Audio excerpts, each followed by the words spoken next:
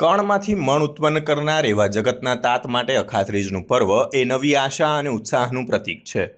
આ પાવન અવસરે ડીસા તાલુકાના જાટ સમાજ દ્વારા એક વિશેષ કાર્યક્રમનું આયોજન કરવામાં આવ્યું હતું. ડીસા તાલુકાના લક્ષ્મીપુરા ગામે રહેતા અગ્રણી મોતીલાલ જાટના નિવાસસ્થાને આ ભવ્ય કાર્યક્રમ યોજાયો હતો.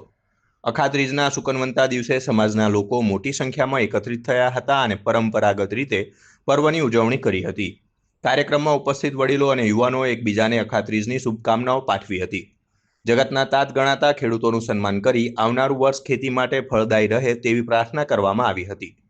સંગઠન શક્તિ મોતીલાલ જાટના આંગણે યોજાયેલા આ પ્રસંગે સમાજમાં એકતા અને ભાઈચારો વધે તેવા ઉમદા હેતુ સાથે ચર્ચાઓ કરવામાં આવી હતી. ખેડૂત એ માત્ર અન્નદાતા નથી પણ ધરતીનો સાચો સેવક છે. અખાત્રીજ એ મહેનત અને સમૃદ્ધિના સંગમનું પર્વ છે.